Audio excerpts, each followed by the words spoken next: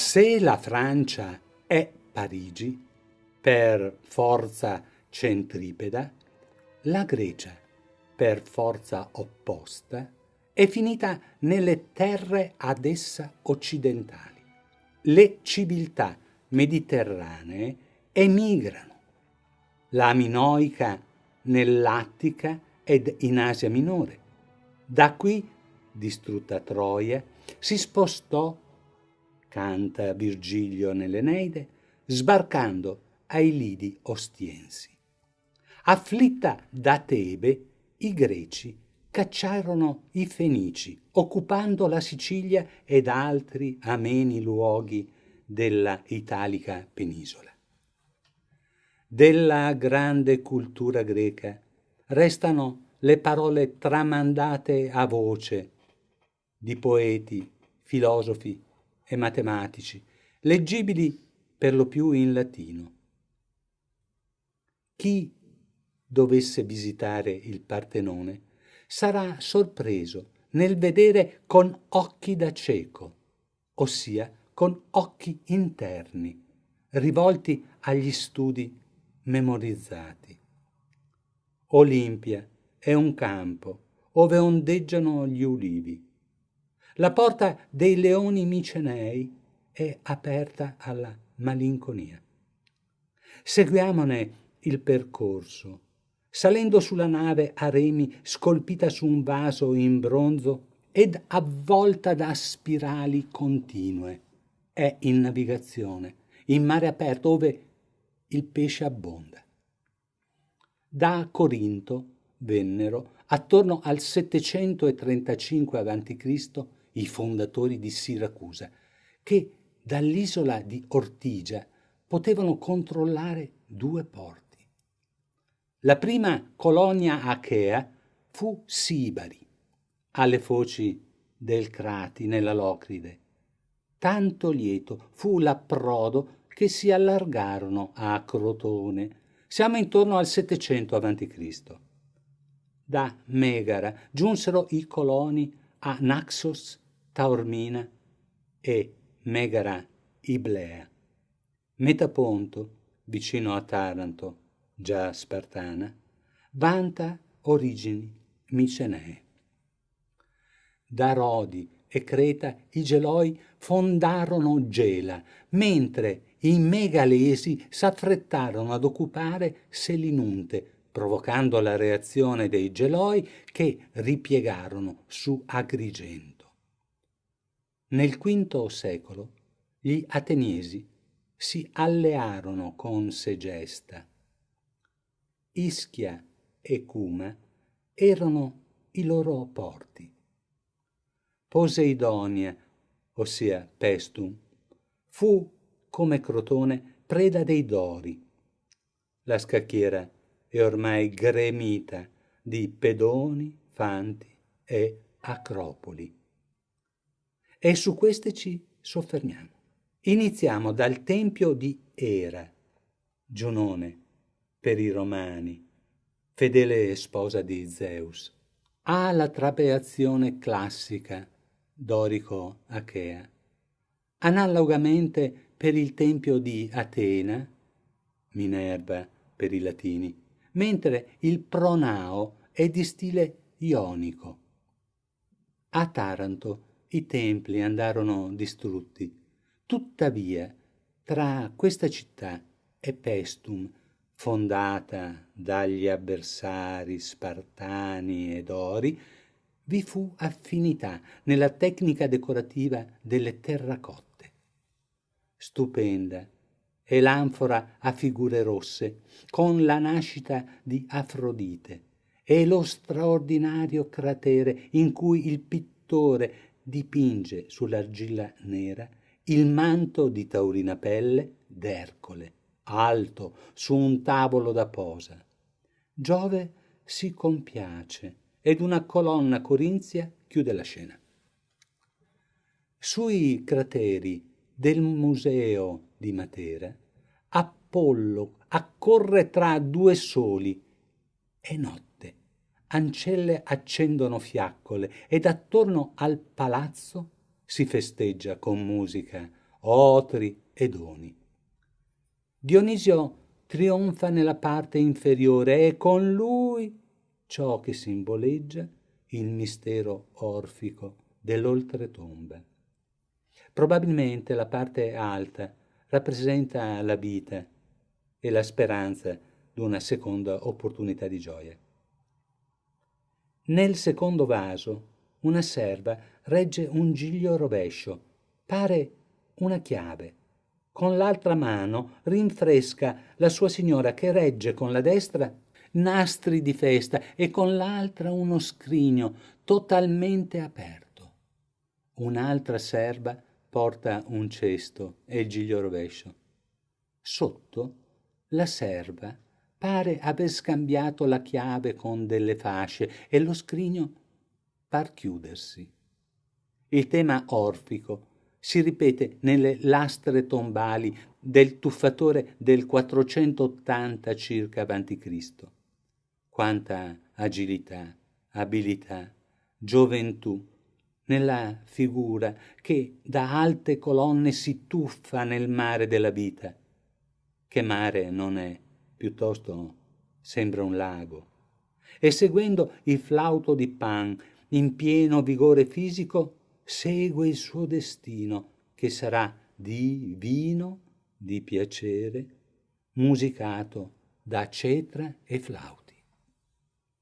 I resti del tempio di Apollo a Siracusa esaltano l'abilità dei lapicidi corinzi che chiudono le massicce colonne monolitiche con timpano dorico, una cesura con la madre patria.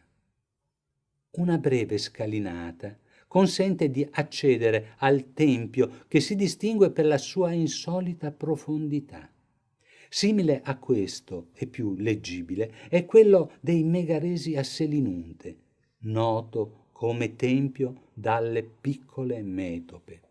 Le colonne più snelle ed a coni sovrapposti perdono in maestosità ma guadagnano nell'esprimere l'essenza del tempio. Immaginiamo di salire 9 gradini di un'ampia scalinata per entrare nella sala attraverso il pronao. Una grande distanza ci separa dalla statua di culto disposta in fondo al naos, l'ultima cella. Quanto timore reverenziale nell'avvicinarsi. Re, papi, presidenti e dittatori replicheranno questa strategia. I Micenei a Metaponto ersero ad Era un tempio analogo, privo dell'ampia scalinata e della profondità austera. Interessante il confronto tra le opere figurative di Metaponto con quelle dell'adiacente Taranto. Solo 2 secoli separano la statuetta femminile in pietra e la Corè acefale in marmo di Taranto, ora a Berlino. Addirittura sorprendente il bronzo di Zeus del 500 a.C. al Museo di Taranto, al cui confronto il tripode del VI secolo del Metaponto pare un oggetto di utilità comune. Un confronto di pari epoca, IV secolo, tra la divinità in trono di Taranto e la testa femminile, per quanto aggraziata, trovata a Metaponto, conferma un differenziale artistico indiscutibile. A Siracusa i bronzetti danzano e il cavallo nitrisce, mentre a Selinunte una protome umana fa capolino dal marmo da 6 secoli prima di Cristo. L'abilità nell'arte fittile dei siracusani è da primato. La Sfinge, Gorgone, mentre a Selinunte si scolpisce la pietra calcarea ed Europa a groppa del toro e la biga con cavalli imbizzarriti ai lati. La statua in bronzo di Ariete e la scultura in marmo di Afrodite lasciano basiti. Impareggiabile la raffinata bellezza di questa donna siracusana. E se a Siracusa si plasma l'argilla, a Taranto la si dipinge con rara destrezza. Dionisio nasce dalla gamba di Zeus ed a Venere già batte il cuore. Oreste, a destra, incontra Elettra ed il cronista annota l'evento. Un Ercole da commedia buffa incontra Iolao, suo fratellastro, ed il cugino Euristeo. A Taranto si ride, a Siracusa si balla, con statue femminili in armonioso movimento. Un satiro è azzoppato, un altro contento.